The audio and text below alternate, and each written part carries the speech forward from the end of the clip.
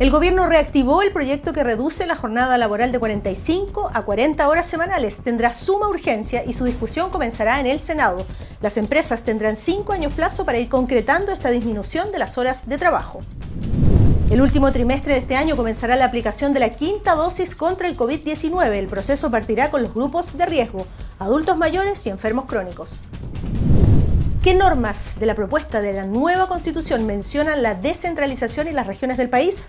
Esto y más se lo contamos hoy en Portavoz Noticias. Tú eliges la especialidad, nosotros te damos las herramientas. Escuela de Especialidades de la Fuerza Aérea de Chile. Asociación Regional de Canales de Televisión de Señal Abierta de Chile. Arcatel presenta Portavoz Noticias. Hola, ¿cómo están? Bienvenidas y bienvenidos a Portavoz Noticias. En Chile, una persona trabaja en promedio 1.916 horas al año. Esto es casi 12% más que los países de la OCDE. El año 2017, un proyecto proponía reducir las horas de trabajo de 45 a 40 horas semanales. En medio del estallido social, la Cámara de Diputados lo aprobó por mayoría, pero la iniciativa comenzó a dormir en el Senado. Ahora el gobierno va a reactivar este proyecto y propone un plazo de 5 años para que las empresas se vayan adecuando gradualmente. El objetivo es mejorar las condiciones de vida de los trabajadores y las trabajadoras. El proyecto ingresó el año 2017 al Congreso. Fue presentado por las diputadas Camila Vallejo y Carol Cariola, y entre sus redactoras está la actual ministra del Trabajo, Janet Jara.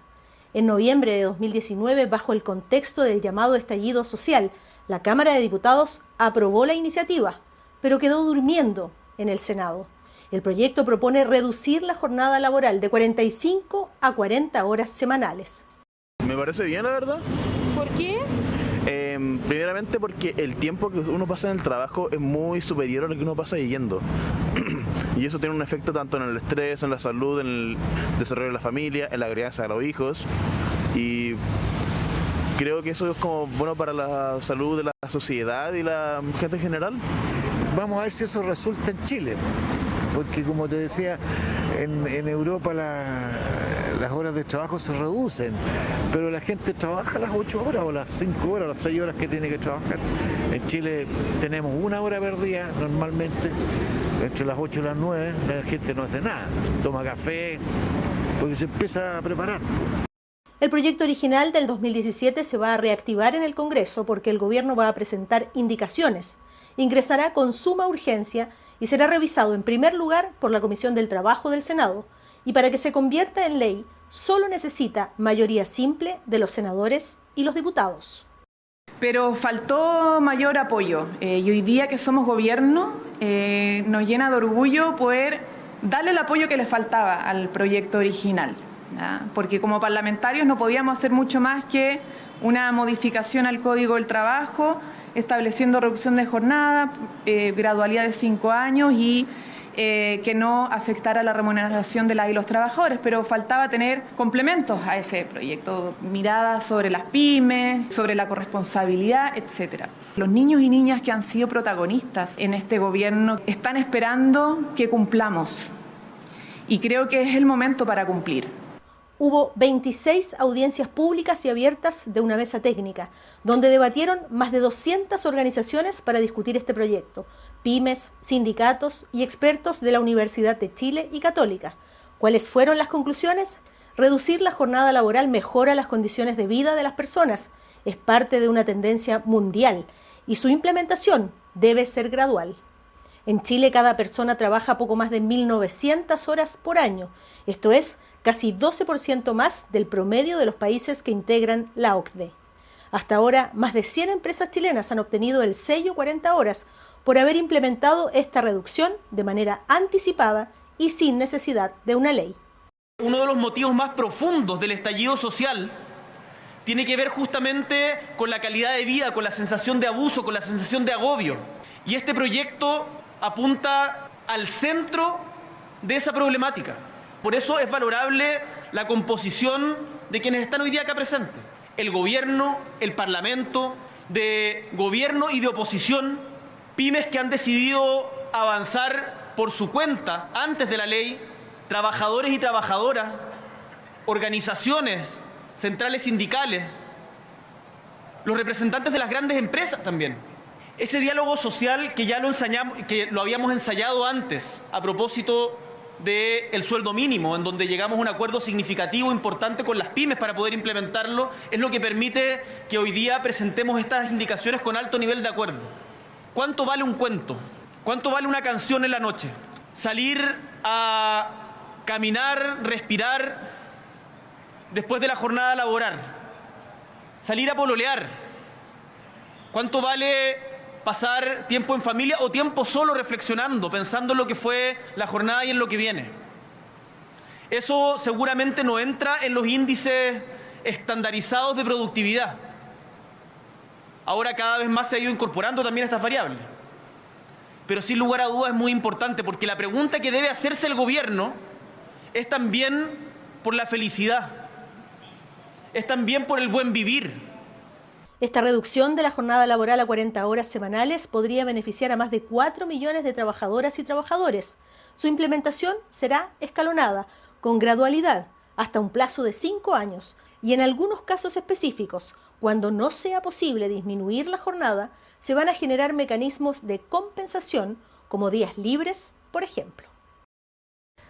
Vamos al reporte oficial de esta pandemia. En el último día, 12 personas fallecieron y casi 4.500 se contagiaron. Y en Temuco, la ministra de Salud, María Begoña Yarza, confirmó que la quinta dosis contra el COVID-19 se aplicará en el último trimestre de este año al grupo de riesgo, es decir, a los adultos mayores y a los enfermos crónicos. En lo que va de esta larguísima pandemia en Chile han fallecido más de 60.000 personas producto de este virus o por efectos secundarios. Los especialistas en salud estiman que estas muertes pudieron haberse evitado a través de las vacunas y a través del autocuidado y llaman a mantener los resguardos. Telecanal de Talca con esta nota. De acuerdo a cifras COVID-19 del Ministerio de Salud, los fallecidos sobrepasaron los 60.000 en Chile. Los especialistas ven con preocupación los índices, que en parte pudieron ser evitables a través de la vacunación y la mantención de las medidas sanitarias por parte de la población. Desde un tiempo a esta parte se está hablando que en el país estamos viviendo un exceso de mortalidad. Este exceso de muertes hace referencia a una situación en la cual la cantidad de fallecimientos registrados en cierto periodo de tiempo es superior a lo que se esperaba en ese mismo lugar y de acuerdo a estadísticas del periodo anterior. La pandemia no solo ha cobrado vida de manera directa, sino también a través de sus efectos colaterales. A ellos se suman personas que no recibieron atención oportuna, ya sea por falta de personal, por falta de camas o por saturación de los centros de salud. El riesgo individual de morir por COVID no es tan alto. El número global de muertes puede ser elevado, puesto que, por lo general, si bien es cierto, la mayor cantidad de los casos se desarrollan en forma leve, el elevado número de enfermos genera muchos casos que precisan de atención y precisan de una mayor ocupación hospitalaria y producto de esto también se pueden producir muertes. La especialista en salud pública hizo hincapié en la ventilación de los espacios, sobre todo donde hay aglomeraciones de personas, además del testeo oportuno en diversos lugares.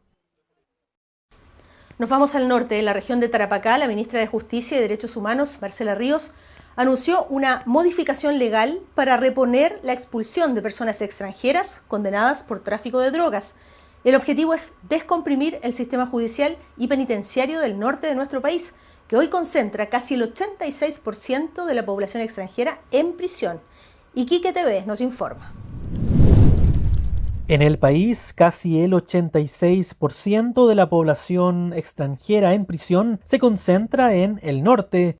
La cárcel de Alto Hospicio, la prisión que reúne al mayor porcentaje de personas migrantes, 23,49%, la mayoría por infracción a la ley de drogas.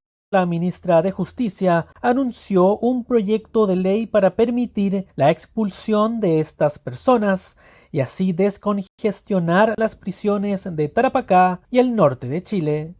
Nosotros queremos aplicar esta posibilidad de expulsión solo a las personas que tengan condenas de hasta 5 años y un día y que sean además primerizos. Estas personas además se les va a imponer una prohibición de volver al país por 10 años y en el caso que se les encontrara volviendo a nuestro país van a tener que cumplir la pena efectiva en un recinto. La ley de migraciones eliminó la posibilidad de que aquellas personas vinculadas con la ley de tráfico de drogas pudieran ser expulsadas y pudieran acceder a esta pena sustitutiva. Y en ese sentido lo que nosotros estamos haciendo es retomar esa facultad con este proyecto de ley y eso queremos que el Congreso nos ayude. Si no logramos introducir esta modificación vamos a tener un aumento de la población penal, en particular en las regiones del norte, pero además el Ministerio Público, que hoy día ya está extremadamente sobreexigido, va a tener una carga de trabajo muchísimo mayor. Nosotros vivimos en una zona donde el delito de gran incidencia es la droga. En consecuencia permite descongestionar el sistema judicial y también el sistema carcelario que vive siempre al tope. Es una medida que vuelve, o retoma algo que existía antes y que al suprimirlo, la actual ley de migraciones, se nos avecinaba un problema serio.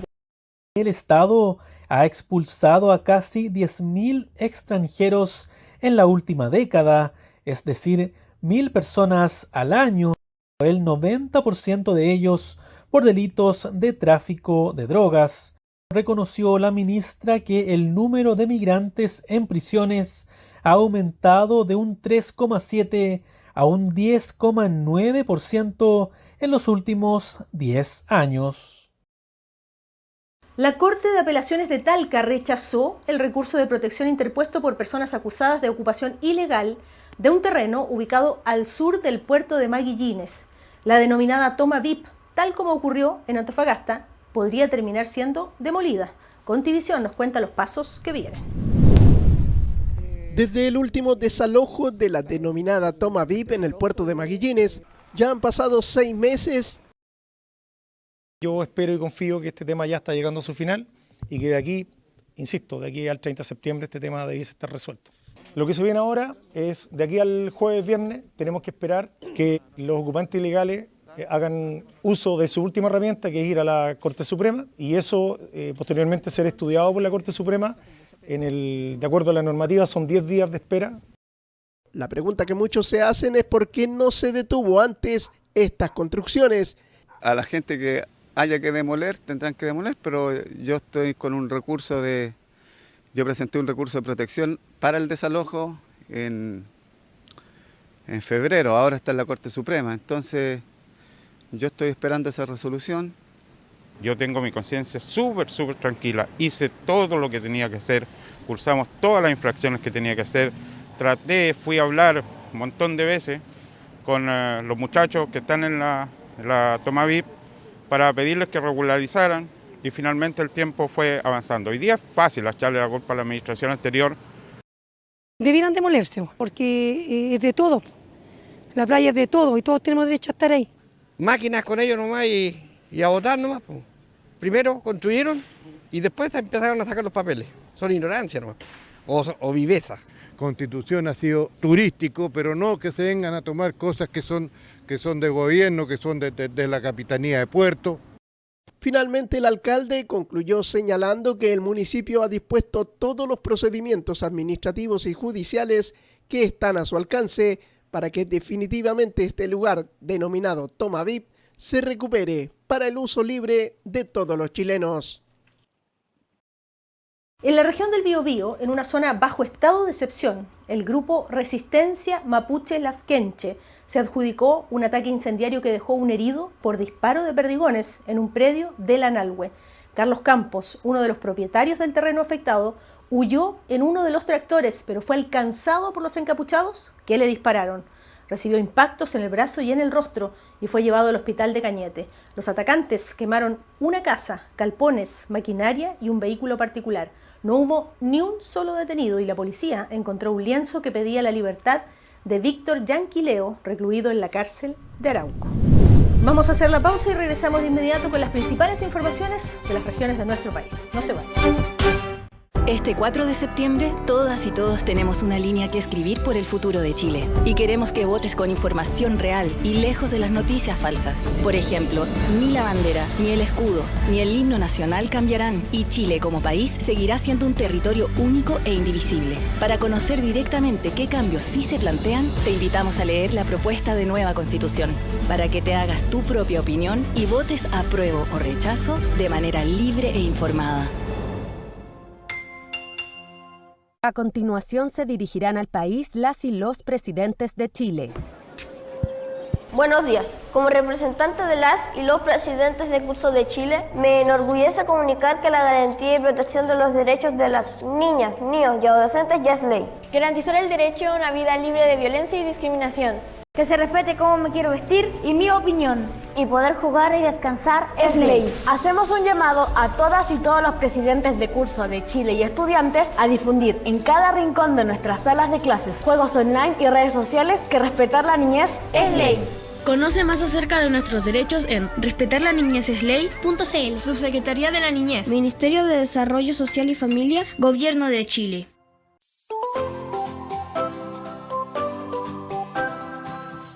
Las estaciones del año. Las estaciones del año. Otoño. Otoño. Invierno. Invierno. Primavera. Primavera. Verano. Verano.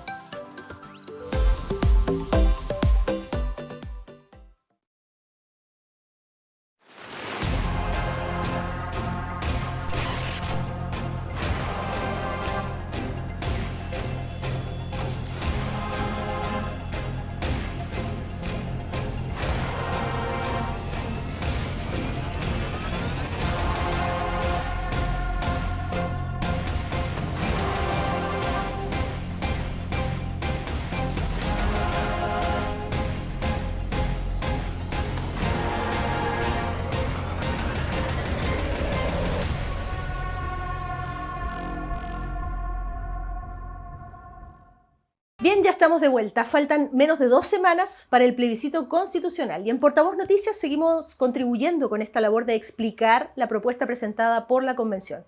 ¿Qué dice el texto sobre las regiones? Establece que las comunas y regiones tendrán autonomía política, administrativa y financiera. Además propone que el actual Senado sea reemplazado por la Cámara de las Regiones. Los exconvencionales constituyentes nos entregan más detalles.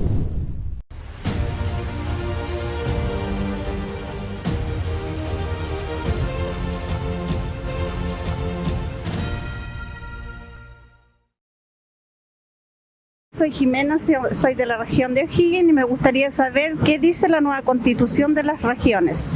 La lógica del Estado regional parte de la siguiente forma.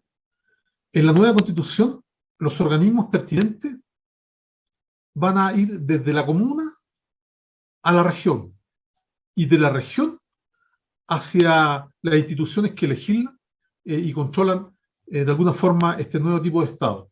Entonces, el Estado regional, por primera vez, luego de 200 años de patria, viene a romper con el asfixiante centralismo. Dicho de otra forma, viene a igualar las capacidades políticas, sociales y económicas entre la región y el centro político. El Estado regional en sí, como concepto, no está en ninguna constitución del mundo, en ninguna, ¿ya? Y los países que uno podría identificar como Estado regional es Italia, ¿ya? Y es España. Nosotros no venimos ni de reinos, ni de principados, ni de diferentes comunidades autónomas como lo son Italia y como ha sido España. Y a diferencia también del proceso vivido en estos dos países, a nosotros se nos está imponiendo en un proceso constituyente en vez de que haya sido un proceso de años. ¿Cómo funcionarán las comunas autónomas, regiones autónomas y autonomías territoriales indígenas? Se pueden crear empresas públicas o asociarse a las empresas públicas que ya existan. Esto en lenguaje financiero significa muchos números en azul, que hoy día no tenemos. El Estado regional es una fórmula muy potente porque nos libera políticamente y en términos económicos.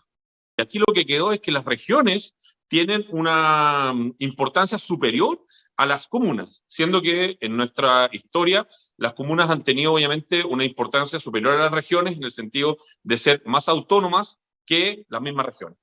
Ejemplo concreto.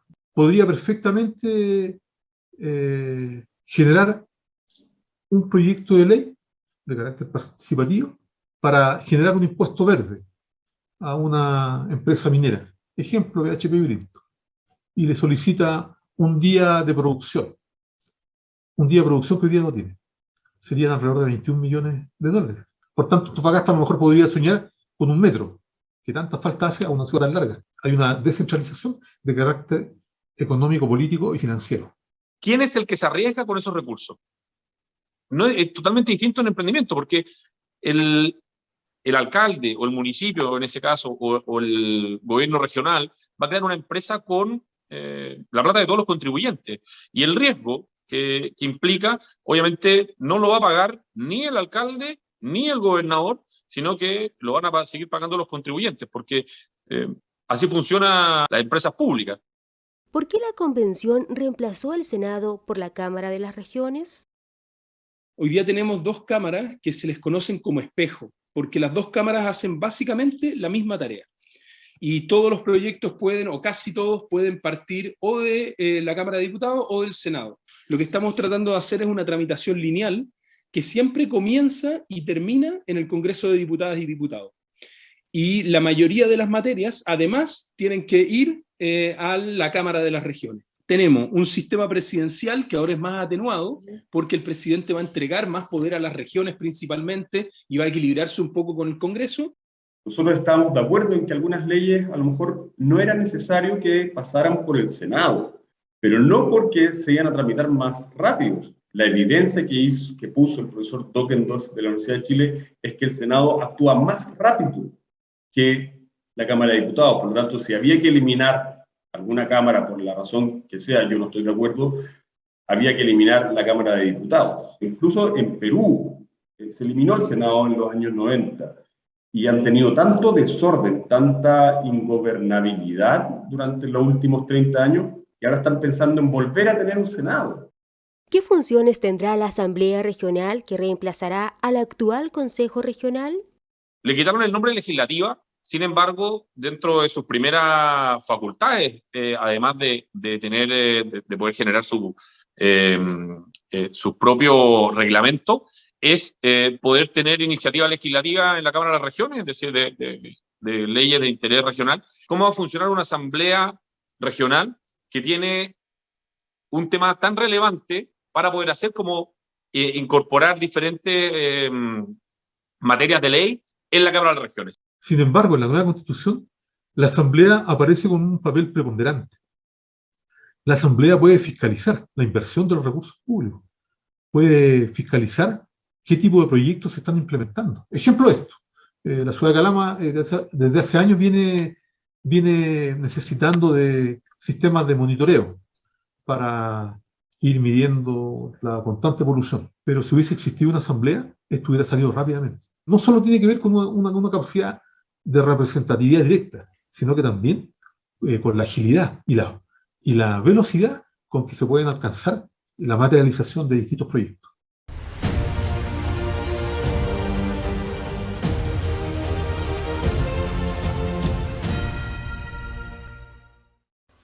En las últimas votaciones, el mayor reclamo de los electores fue la falta de transporte público en las distintas regiones del país. Esta vez, en Biobío, algunas líneas y empresas de taxibuses están evaluando aumentar la frecuencia de los servicios para el domingo 4 de septiembre y los penquistas esperan que el gobierno dé luz verde al transporte público gratuito para el plebiscito constitucional. TVU, Universidad de Concepción, nos informa. A solo 2 semanas del plebiscito de salida de la propuesta de nueva constitución, queda una interrogante pendiente en la región del Biobío. ¿Cómo operará el transporte público durante la votación? 103 servicios gratuitos rurales. Luego vamos a estar informando cuáles son esos servicios a través de la página del Ministerio. Muy importante es que los servicios de transporte público en general van a funcionar ese día con sus cobros de tarifas que normalmente cobran. Para la región metropolitana ya se dieron a conocer todos los detalles de cómo será el funcionamiento en el plebiscito. Aún quedan pendientes en la región del Biobío. Se le olvida que en Santiago solo vive 8 millones de personas, pero que somos poco más de 10 millones los que vivimos en las regiones. Sería muy bueno que las autoridades locales del Ministerio de Transporte y del Servicio Electoral Regional nos contaran a las distintas personas que vivimos en la región del Biobío cuáles son los planes que se han señalado. Todos sabemos que el plebiscito además en esta ocasión es obligatorio, por lo cual obviamente que va a haber mucho más afluencia de público de lo habitual en elecciones anteriores. Eso obviamente nos preocupa de que exista el transporte público requerido por la comunidad. Yo me toca votar en Higueras. ¿Y le queda lejos? Sí, porque yo estoy viviendo acá en Florida. Esta situación se repite entre los penquistas. Temen que vuelva el fantasma de la ausencia de buses que ocurrió el pasado 19 de diciembre para la segunda vuelta presidencial. Sí, para las zonas rurales deberían ser gratuitos para las personas que viven sobre todo en sectores lejos. Porque nosotros que tenemos que viajar, nos gustaría que sea gratuito. Solo queda esperar al 4 de septiembre, ocasión donde el voto será obligatorio y el padrón electoral supera los 15 millones según el CERVEL. En San Felipe, los locatarios establecidos de la feria dominical de los alrededores de la parroquia Andacollo denuncian que han sido agredidos física y verbalmente por comerciantes ambulantes que no tienen autorización para vender sus productos. Aseguran que buscan quitarles sus espacios. BTV2 con estas denuncias. Un grupo de comerciantes ambulantes que presumiblemente provienen de fuera de San Felipe está causando terror entre los trabajadores regulares de la feria Diego de Almagro. Las agresiones han sido siempre por parte del comercio ambulante, el comercio ilegal. Estas son bandas criminales que están llegando a San Felipe y que están arrasando con el comercio que está legalmente establecido y que pagamos patente. Ellos empiezan a sacar cuchillos, palos, fierros. Llegó al punto que este tipo empezó a agarrarlo a palos, después empezó con un palo, después empezó con un fierro, después lo mostraba un cuchillo. Muchos de los feriantes no tienen ninguna otra fuente de ingresos y es por eso que, pese a las agresiones de las que han sido víctimas, dicen que seguirán en este lugar. Nos insultan, nos dicen que no los dijeron. A mi mamá que de qué nos las tratan, de nos las trató. Y la agresión, esa es la rabia que tenemos nosotros porque son mis papás, son viejos, ellos no hacen nada. Entonces en estos momentos nosotros queremos que nos ayuden, que el municipio, que la PDI, que la gobernación nos ayuden, que quieren un muerto en la feria. Llegan las patentes y yo ahí estoy. Pregunten. Los locatarios se sienten abandonados por las autoridades locales y piden mayor resguardo policial y fiscalización municipal durante sus actividades comerciales.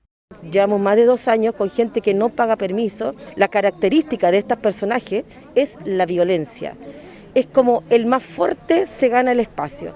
Y nosotros, los que pagamos, quedamos invalidados porque a mí hace 2 semanas atrás me agredieron verbalmente, amenazándome unos personajes, me parece que son de Santiago, por la patente, que me iban a dibujar la cara. Si yo no dejaba de, no voy a repetir las palabras.